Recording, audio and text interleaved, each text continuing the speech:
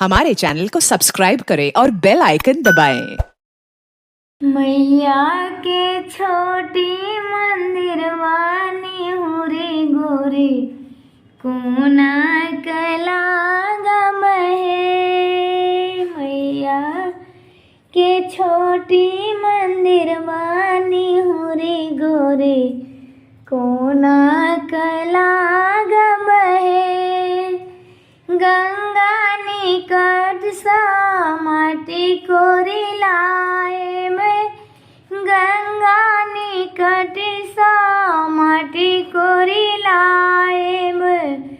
मैया के प्रिया बनाए बनी हुरी गोरी कोना कला गमहे। मैया के प्रिया बनाए बनी हुरी गोरी कोना कला गमहे। मैया के छोटी मंदिर बानी हुरी गोरी कोना कला गमहे। हे मैया के छोटी मंदिर बानी हुरी गोरी कोना कला गमहे।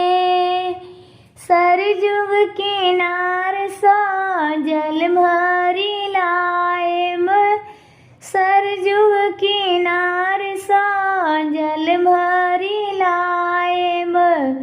मैया के पीरी पाए मनी होरी गोरी कोना कला गमहे।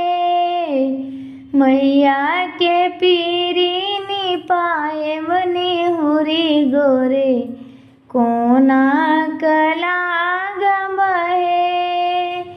मैया के छोटी मंदिर वानी हुरी गोरे कोना कला गमहे।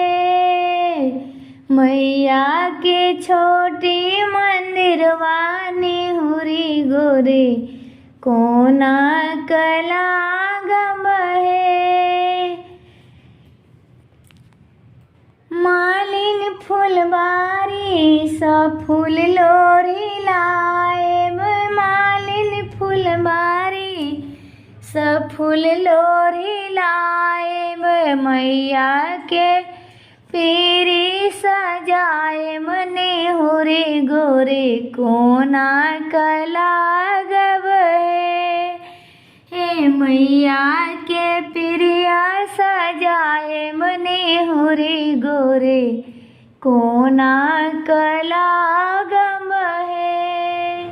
मैया के छोटी मंदिर वानी होरे गोरे कोना कला गमहे।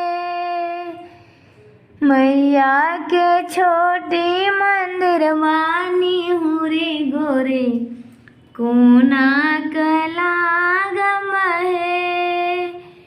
मालिन दुकान सा अचरी मंगाए, मालिन दुकान सा अचरी मंगाए।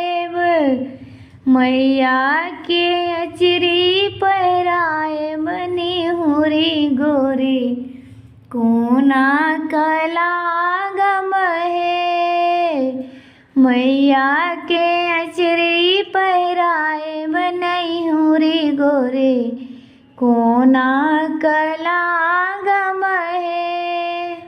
मैया के छोटी मंदिर वानी हुरी गोरे कोना कला गमहे।